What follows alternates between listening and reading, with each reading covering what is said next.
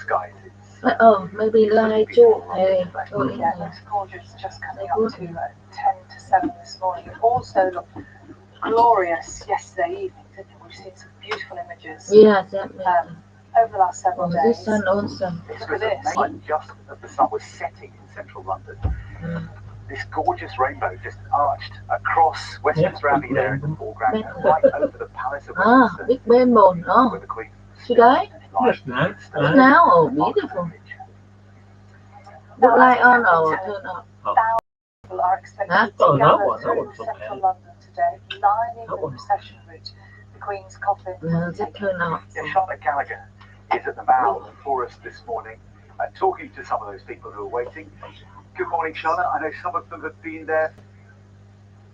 Yes, John, people turned up from days previously. In fact, I saw someone who got here on Wednesday. She wanted to be part of this so much. And the mood here today is very still, very silent. It feels different than other days. People really taking in what's going to happen today. You talked about the sunrise, and when it happened, Palace almost looked this magical kind of pink colour. It really, really was special. Let's talk to some of the people here today. We've got this lovely family. Some of my friends Louise queue up. and Michael and Linda, Yeah, who they met 7, in the 8 hours, I How think. are you feeling?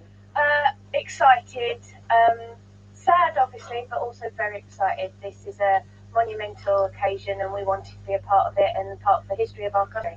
Because she did so much, didn't Yeah. she, the Queen? All of us will have different memories, times we saw her perhaps in real life or on the television, coming out onto the balcony behind us, smiling and waving. Yeah, That I mean, looks she was nice, just such huh? a big part of our heritage and our lifestyle, and it's all we've ever She's known. standing And on the head, but we now just she's wanted to standing pay our on respects to her Oh, yeah, for the yeah, great job come she's on, done that's for our okay. country. And you got here yesterday afternoon, but you were determined to be part of history, to be part of this, Yeah, and absolutely. say goodbye. Yeah, we came up around, we arrived around 4 p.m. yesterday evening, and then Linda arrived shortly after. I think we felt as a family that we had to come and pay our respects, and as our flag says, say thank you. You know, and I think that means a lot. And Dad, Michael, you wanted to come as well for your wife. Your wife's at home, Yeah. but she's watching the day on television. Hopefully she's watching it, and yes, but it's going to be a very emotional day, and there's going to be a little tear in my eye when she goes past. Linda, how are you feeling? Emotional, excited, and just really glad to be here. You came down from the Midlands yesterday, didn't you? And Yes, it was a last minute decision to come. Really? Yeah.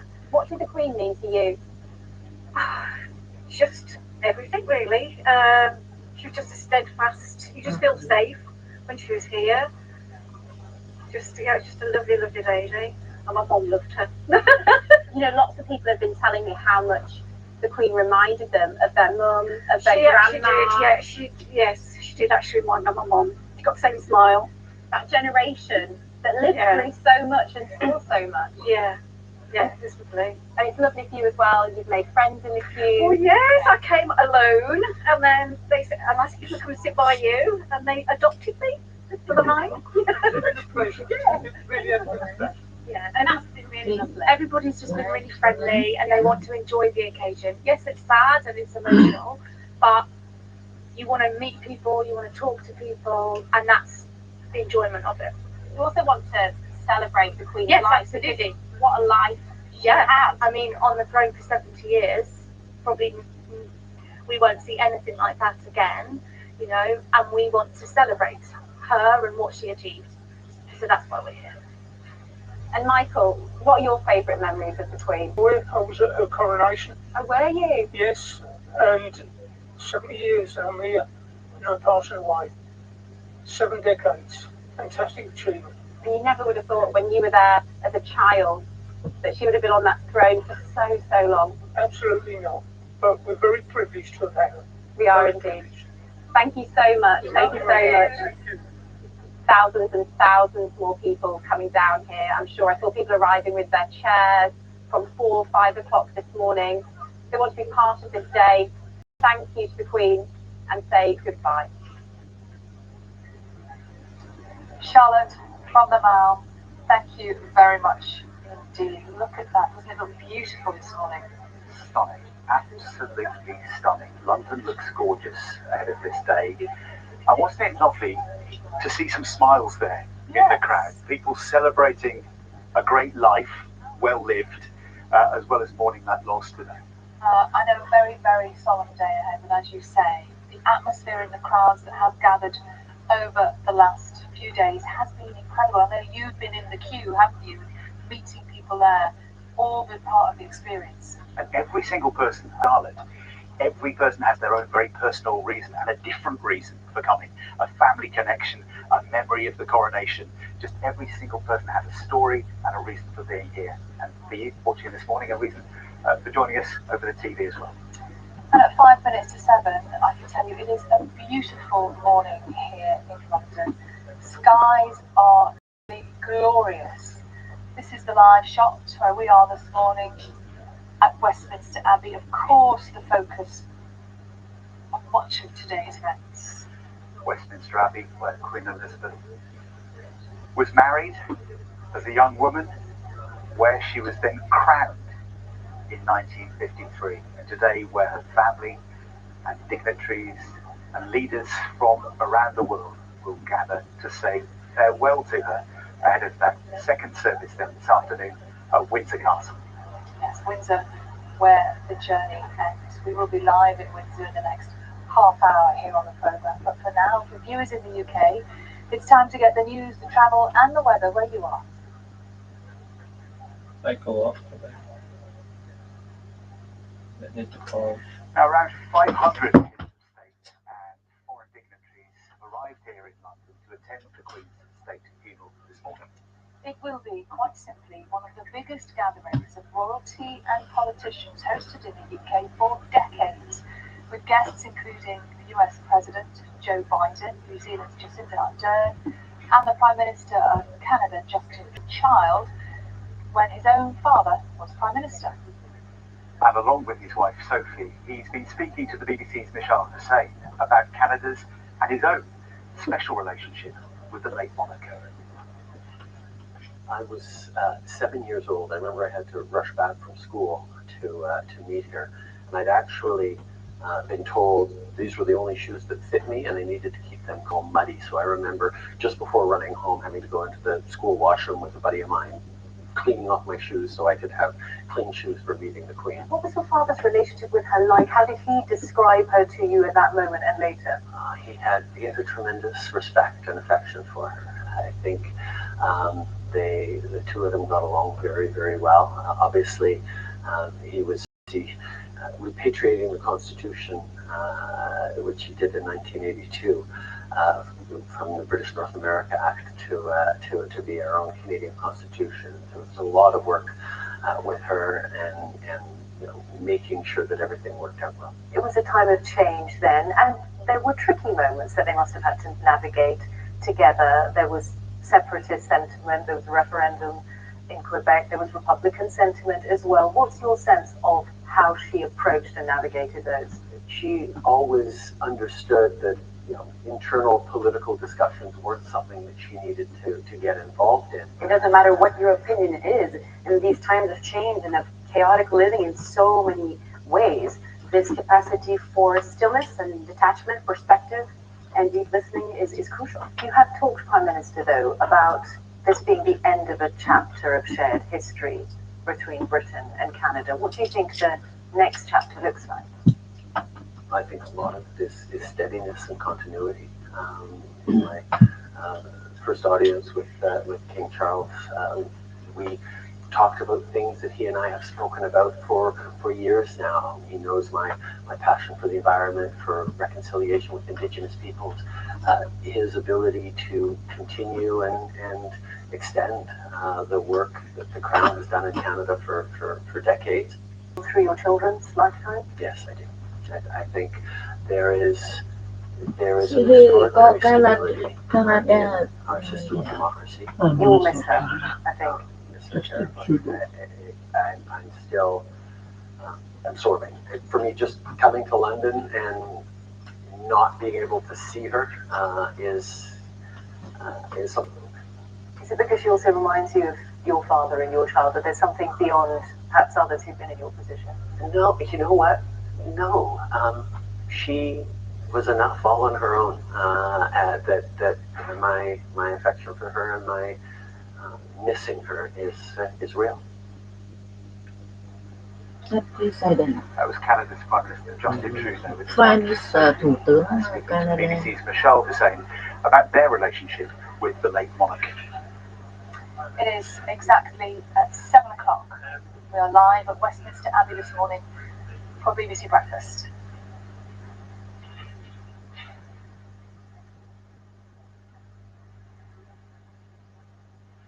Good morning. Welcome to Breakfast with John Kay and Sally Nugent. It is Monday, it's the 19th of September. We're at Westminster Abbey on an historic day, a day the likes of which we haven't seen for more than 70 years. Queen Tu Elizabeth II, viện the United Kingdom's longest reigning monarch, Westminster, tu viện earlier Windsor. this morning. Ngày The xưa final là tòa rulers nhà paid quốc their hội respects cũ actually của in Anh. state in Westminster Hall, just a short distance from here. Người ta bắt đầu từ 10:44 this morning, her coffin tu viện will then be taken on a Westminster, gun carriage towed by tòa nhà quốc hội 142 của Anh, Royal Navy sailors để rước and make its way bà here nữ to hoàng về Westminster Abbey.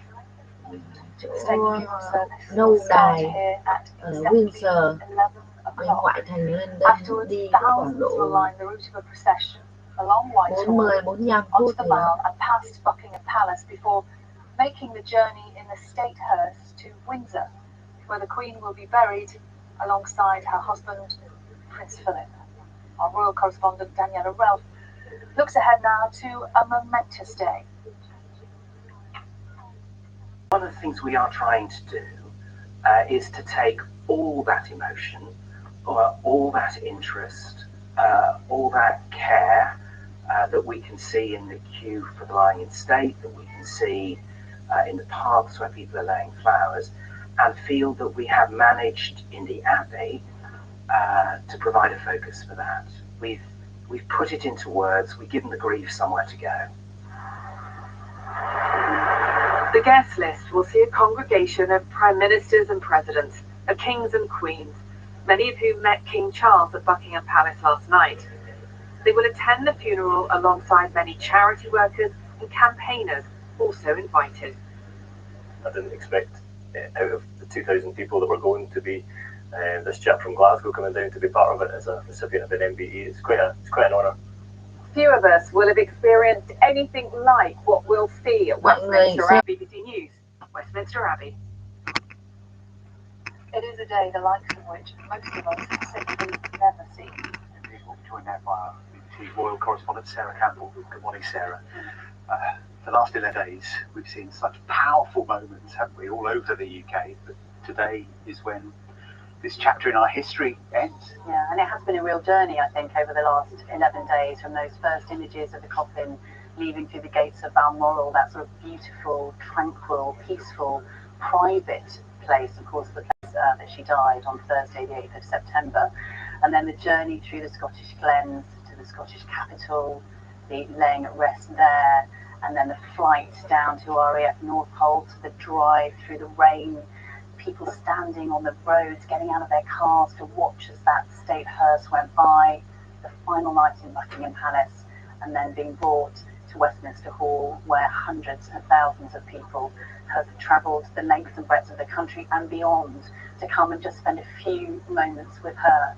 And then today that final journey begins. Firstly, the short journey from Westminster Hall to here, Westminster Abbey, a place that has been the backdrop to so many key events in her life, key engagements. Of course, she was married here in 1947, she was crowned here in 1953, and today she will be, her funeral service will be held here. Sarah, thank you very much. Sarah Campbell, our royal correspondent. Helping them overcome trauma and lead their lives in a positive way and try and give them the best chance of the best life they can have. So what does it mean for your work to be recognised, especially by the MBE, and then of course with your invitation today? Yeah, do you know what? I thought I couldn't be made speechless anymore after the MBE, to be honest, and to then get that phone call from the Cabinet Office to say, we'd like to invite you to the state funeral of Her Majesty the Queen. I think I was kind of totally speechless, which anyone knows me, that's very rare. So it's just an incredible honour. I think it reflects Her Majesty because she wanted always to be in touch with her people, and even on her final moments, she's made sure that her people are here represented. It's not just heads of state, it's not just royalty. And I think that's really special. It really reflects our Queen, who will be really, really massively missed. Yeah, I think you'll be an important part of today, and everybody will celebrate the fact that you've been invited along. Barbara, tell us your background. My background is I'm a retired head teacher, and when I retired, there was a young guy I taught when he was about 6, 7, was setting up a local community responder group. So I joined him to help him with the admin, really, and suddenly I found myself responding. So I've been doing that for 10 years, making a difference, trying to make a difference in people's lives. I'm also involved in several charities locally, and very heavily involved in sport, getting children involved particularly, but I'm also heavily involved in my local rugby club, which is Oakham, and I've been president of Leicestershire Rugby Union for 3 years. So I just like to be busy, I like to be making a difference, and as I said, MBE was lovely. Getting that phone call a week on Saturday was just totally, in fact I thought, why are they ringing on a Saturday lunchtime when the Queen's just died to arrange the investiture? Because that's what I thought it was with the cabinet office. Right. And then when they said that, speechless wasn't the word. It wasn't the word. I just cried and cried. Found my husband, and he thought somebody had hurt me or I was injured, and it was just unbelievable. I just felt so humble. Silly, I said, oh, I'm in Spain, but I've obviously cancelled that and I'm here today. So I'm just so humbled, so privileged, and so honoured to be here. It will be a moving, a poignant and emotive service today. Have you allowed any time to think what this morning, this afternoon might be like? I think it's going to be very emotional. It's quite a poignant day for me anyway, because it's 37 years since I lost my mother. So it's a doubly emotional thing, because it doesn't make any difference. 37 years, 7 years, 3 years, it doesn't make any difference. I just don't know how I'm going to cope. I don't cope easily with people coming for their own personal reasons, but primarily, whatever it might be, they're here because they want to pay those final respects, to say farewell to Her Majesty the Queen on her final journey. Just hours away from that now. So many people have told us over the last few days, haven't they, that they've in their thoughts have been their mothers and their grandmothers, sometimes their great-grandmothers. Well, the Queen has been that to so many of us, hasn't she? So today will be, I think, a fitting farewell. Back to you two. John Maguire, thank you so much. And isn't it lovely to see those two ladies there saying they're actually looking after each other? I think lots of people will be doing that today. And coming here for their own families, for their friends, for their work colleagues that are representing their entire communities here at Westminster Abbey.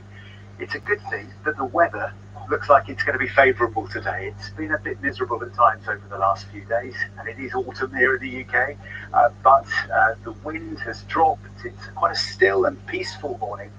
The Union flag on top of the Abbey just hanging loosely there as the sun rises and dawn breaks in central London. Well, following the funeral service here at the Abbey, the Queen's coffin is going to be drawn in a walking procession from the Abbey to Wellington Arch before embarking on its final journey, which of course is all the way to Windsor. And during the procession, Her Majesty's coffin will file past the Cenotaph in Whitehall, a place where we often would see her laying a wreath, a Remembrance Sunday. And our correspondent Nick Beak is there because, Nick, we're expecting a lot of crowds there today, including many former soldiers and members of the armed forces. Good morning. John, absolutely. I mean, look at the scenes here. Hundreds of people are on Whitehall this morning. You can see the number of police, more than 10,000 police officers. This spontaneous applause reflects the mood, really. Every now and then they're playing classical music as well. So although later on today it will be a moment of great solemnity, at the moment people are chatting. And let me just introduce you to the composition of the crowd. We've got people from the United States, from Australia, Ascot, not too far away, also Mexico. Leah, if I talk to you first of all, you're from Australia.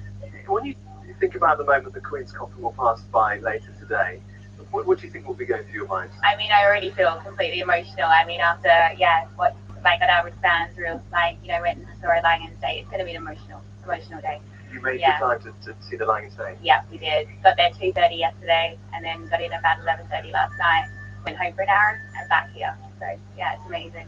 And Catherine from Canada, from Montreal. Yeah. If I just talked to you, you came for just a few days because you wanted to be here. Yeah, I arrived yesterday morning, went straight into the queue, and then after I got here, so I'm taking back the plane tomorrow morning. Yeah. So. And the impact the Queen had on the Commonwealth and the wider world, from your point of view, what will you be thinking as you see her for the last time?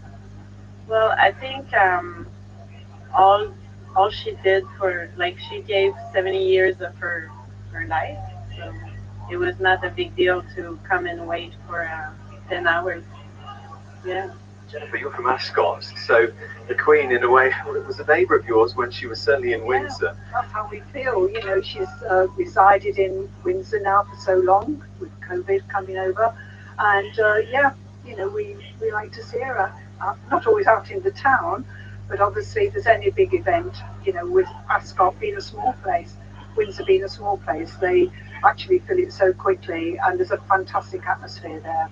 And I know when she goes back there today to the final resting place, that there'll be absolutely hundreds and thousands of people over there. Yeah. We've seen some extraordinary moments over the past 10 days or so, but for a lot of people this feels like finality, really. Yeah. I agree. Yeah, very much so. This is the last day now, Yeah. and I think it's starting to sink in. Yeah. It's going to take some time, you know, to not see her, you know, on the news so much and what's going on and everything. You know, she was one who held everybody solid, and this is our final farewell. Yeah. Clearly there's been so much coverage on the television, you've been able to see lots of events. Why here though? Why have you been waiting for hours overnight in the cold? It's not the same watching it on the television. You don't get that feeling of what people are thinking. And I mean, today already the atmosphere is building up. Yeah. And it gives you part of your help, you know, helping her on to her next journey. That's a very nice way to Something put to it. remember. We've all met each other just today as well. Like, you know, yeah, yesterday. We're all friends together. Yeah, exactly. You're certainly friends together. Thank you very much for talking to us this morning. you. Thank you. So, just a few people in that 100-strong crowd now, and more people are arriving here every moment. Nick, thank you very much indeed. Now, across the UK, communities are coming together to mark the Queen's funeral and of course pay their respects to the late monarch. And Jay McCubbin is at the Royal British Legion Club in Staffordshire for us this morning, where people are gathering. Good morning to you, Jane. How are people marking this day? Good morning to you. Good morning, everybody. Yeah, I mean, take a look around. We're in the Royal British Legion in Alrewas. We've got babies, 7-month-old Blue here, the youngest person here. We've got cubs and scouts and beavers and families, mums, dads, grandparents, great-grandparents like Marlene and Maureen there. We've got servicemen and women as well. The whole community has come together today because they want to share this moment, not on their own at home, but together as one community. And time will stand still at 11 o'clock when the funeral comes on. And this community has come together on many occasions in the past, every single Jubilee. So this is going to be very special for everybody here today. I want to introduce now Reverend John Allen. Good morning to you. Good morning, Jane. That sense of being together is so important for you, isn't it? It is, as human beings, as a community, and we're here today joining the country out of deep love and respect and admiration for a Queen who served all of us her whole life. And now it's our turn to say thank you to God and thank you to her and her family. A message went out, didn't it, around the community saying if you know of any elderly neighbours who are on their own, bring them down today. And I think many people have, along with our young folks, there's folks here from every part of the community, every organisation, and every strand of age, and that's wonderful. What a tribute. It is. And the tone, do you think it will be one of solemnity or celebration? I think it's got to be both, because although there's a deep sadness in all of our lives that we don't have Queen Elizabeth as part of our daily life anymore, and as our sovereign, on the other hand, she's touched us so deeply with her love, her infectious smile, her faith in God, and she lived those values, and that's part of what we are now. Thank you. Come and meet some of the servicemen. Paul and Brian, For you, I've spoken to so many people this week who've said, she was our boss, she was our gaffer, and it feels personal, doesn't it? Yeah, it really does. For me, she was the Colonel-in-Chief of my regiment, the Queen's Royal Lancers. She was well respected. You know, we thought the world of her. When I spoke to you earlier, you did have tears in your eyes. You were. Yeah, it's quite an emotional day for everybody within the regiment, I think. Yeah, you feel the same, don't you? I do, yes. Yeah. First time I paraded for the Queen was in Silver Jubilee, Wembley Pageant, and on Horse Guards Parade.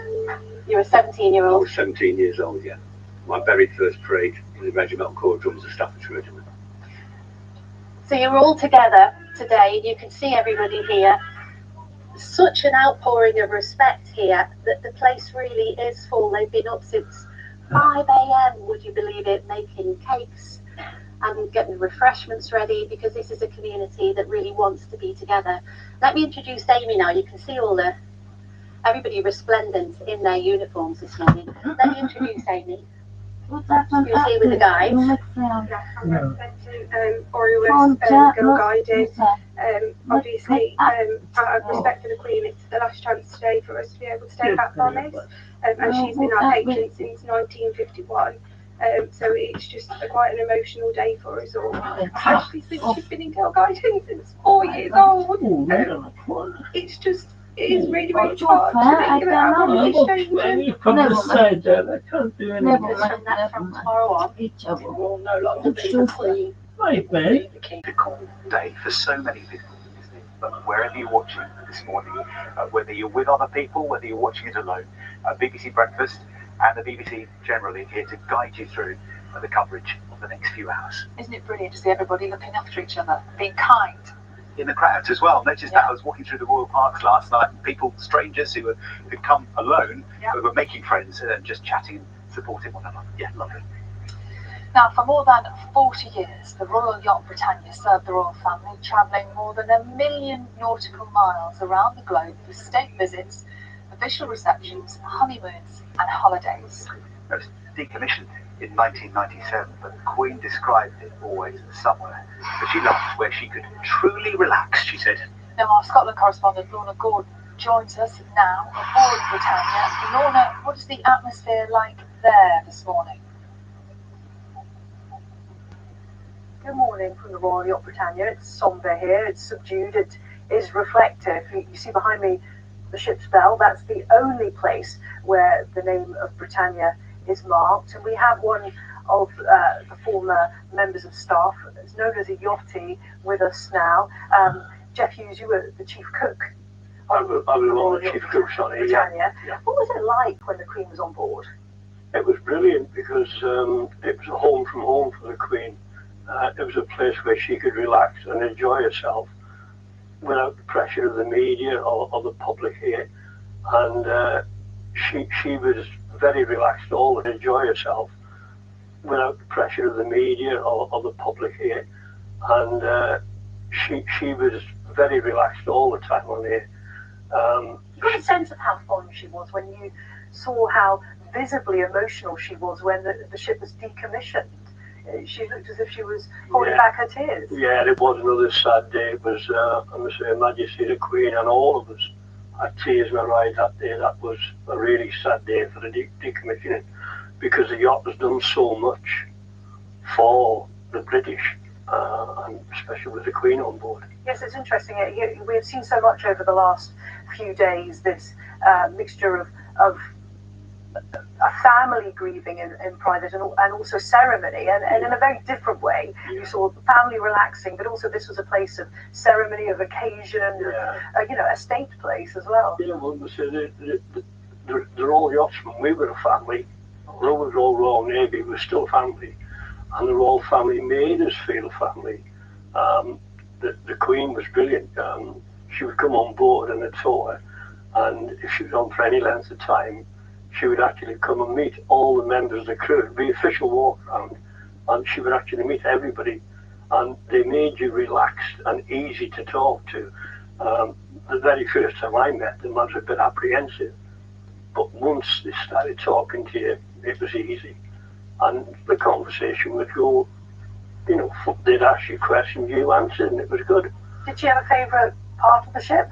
Well, the sun lounge here was her favourite part of the ship, and you can imagine sitting in there and you're at sea somewhere, it's sunny or stormy morning, and looking out the back and the view you have. So no wonder it's a favourite place, but that was one of my favourite places. And of course the royal family played games on the deck here as well. Yeah, this was their project. When they were on board, any work that was done aft of midships was done before 9 o'clock in the morning. And there was no word of command given, everything was done in silence because everybody knew the job.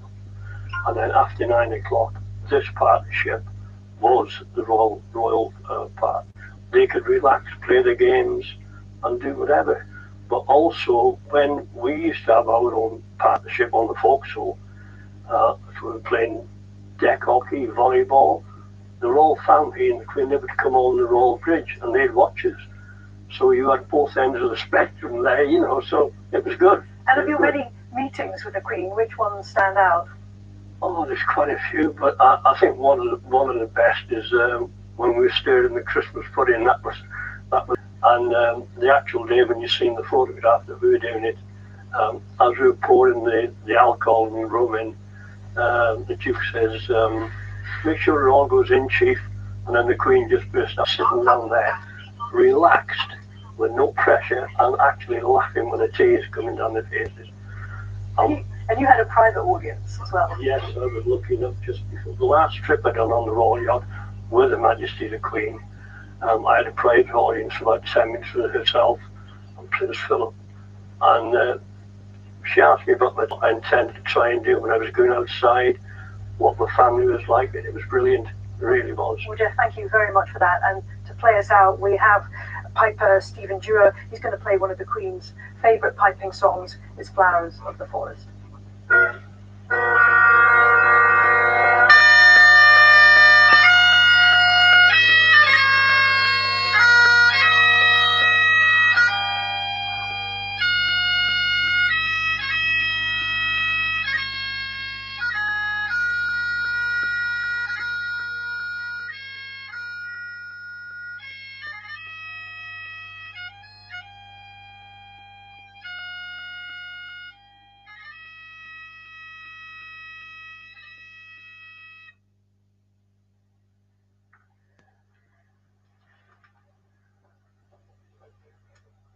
Seen live from Her Majesty's Yacht, Britannia, this morning. Wonderful sounds, some wonderful stories there. Now, for viewers in the UK, it's time to get the news, travel, and the weather where you are this morning. Prime Minister of Canada, Justin Trudeau, first met the Queen as a child. And he's been speaking to the BBC's Michelle Hussein about his country's special relationship with Her Majesty. I was 7 years old. I remember I had to rush back from school to meet her. And I'd told these were the only shoes that fit me and I needed to keep them clean. And of course I got them all muddy. So I remember just before running home having to go into the school washroom with a buddy of mine, cleaning off my shoes so I could have clean shoes for meeting the Queen. What was your father's relationship with her like? How did he describe her to you at that moment and later? He had a tremendous respect and affection for her. I think the two of them got along very, very well. Obviously, he was busy repatriating the Constitution which he did in 1982 from the British North America Act to be our own Canadian Constitution. So it's a lot of work with her and you know, making sure that everything worked out well. You have talked, Prime Minister, though, about this being the end of a chapter of shared history between Britain and Canada. What do you think the next chapter looks like? I think a lot of it is steadiness and continuity. In my first audience with King Charles, we talked about things that he and I have spoken about for years now. He knows my passion for the environment, for reconciliation with Indigenous peoples, his ability to continue and extend the work. Do you think Canada will still be around through your children's lifetime? Yes, I do. I think there is an extraordinary stability in our system of democracy. You'll miss her. Happy New Year. You have on. Yes, I live stream you. Hey, Happy New Year. Good morning. You're watching Breakfast on BBC News with John Kay and Sally Nugent. Hello, we're live in Westminster ahead of the funeral of Queen Elizabeth II, UK's longest reigning monarch. And that service takes place here at Westminster Abbey at 11 o'clock this morning. Crowds are gathering across central London, lining the procession route the Queen's coffin will take before she makes her final journey to Windsor this afternoon.